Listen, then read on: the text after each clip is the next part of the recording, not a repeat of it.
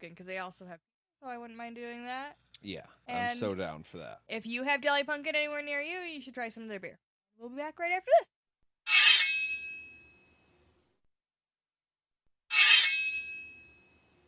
And we're back.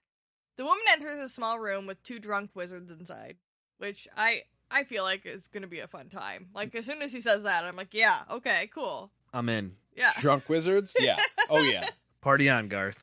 Do you have a flask? Can I have a shot? Like, I want to get in on the party. Apparently, Lady Sod does not feel the same way. These 2 guys are best friends, Sam Weber and Neville Ranson. Ranson goes to say Lady Sod's name, and he gets a broken cheekbone. Weber tries to question her about it, and is swiftly reminded who's in control. How hard do you have to hit someone to break their cheekbone? Oh, that's a good question. If only we had a way to look up information. We'll never know. I mean, do you guys know a doctor?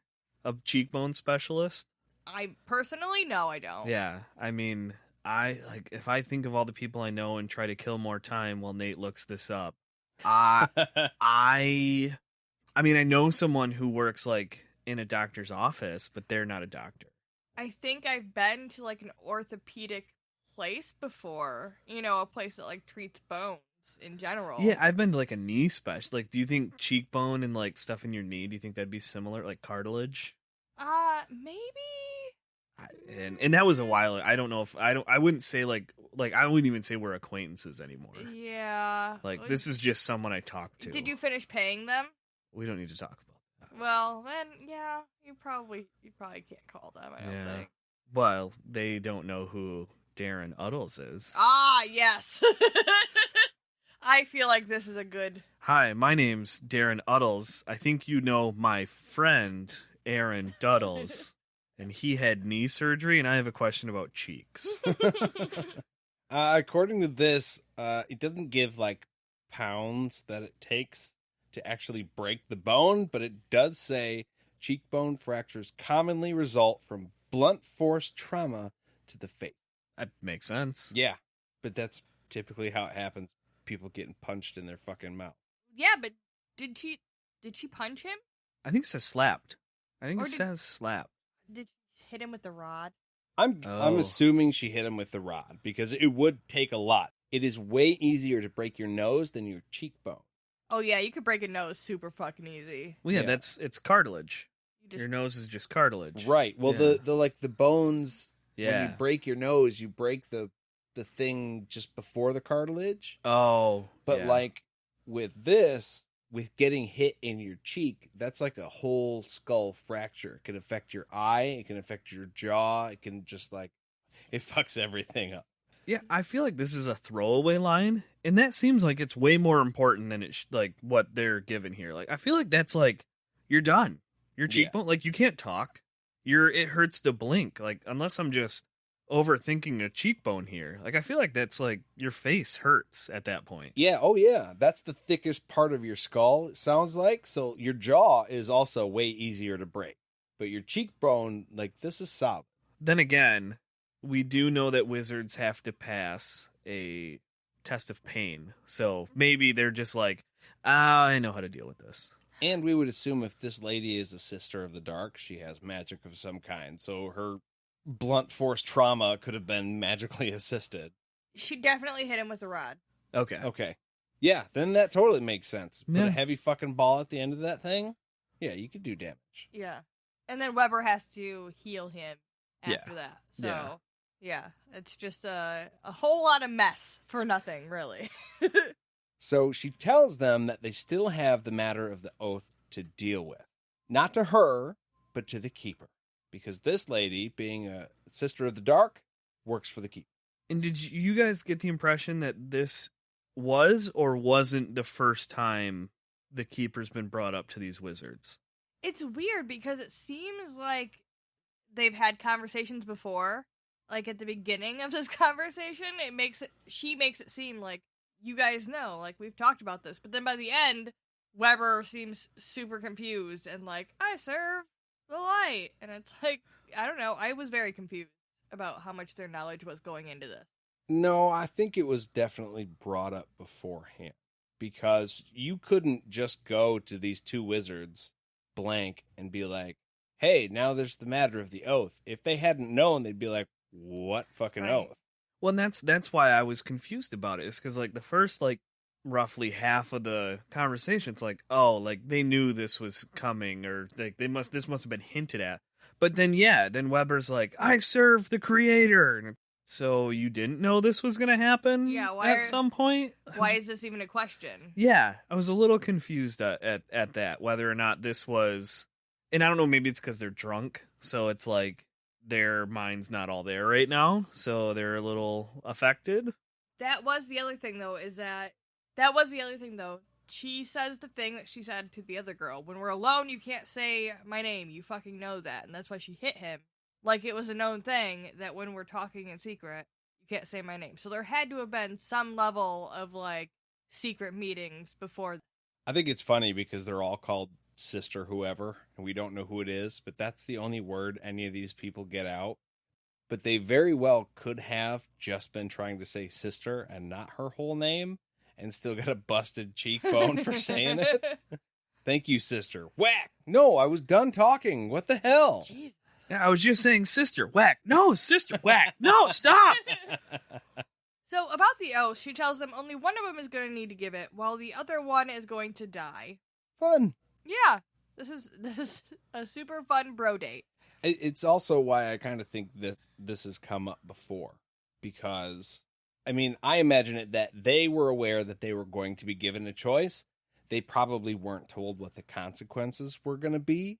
But they're like, you know, at the end of this, we kind of have this secret thing going on, and you can join us or you can not. But either way, you can help us. Obviously, they haven't told the secret yet.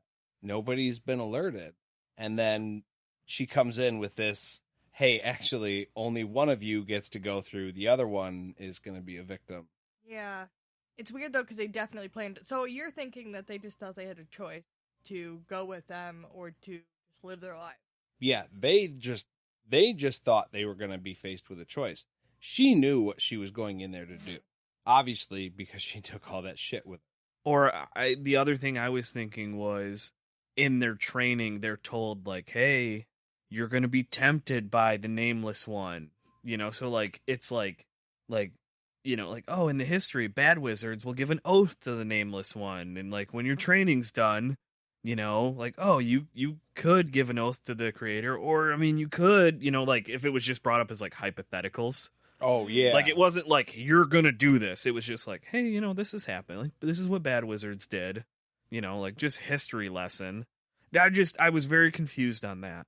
And I'd be curious to see, or hear. I guess you can see on Facebook, see the post. But I'd be curious to see what other people thought. Yeah. Is like, do you think this was the first time that this idea of, hey, you can give an oath to the keeper was brought up to these wizards? Yeah. Because it definitely is a little bit confusing. It leaves a lot to question what they knew before. Yeah. And I mean, all of this is also depending on the fact that they're not little kids. Not little kids, but they're not also teenagers or young men. They're older guys. 50. I think we're going to put them at 50, give or take. I can't remember which description this is going to, but one of them is described as having a beard that has gray starting to show in it. I mean, I know people can get gray as early as 20, but I'm assuming that this person is, probably mid-50s. Yeah, middle-aged somewhere. 50, at least 50. I'm picturing at least 50.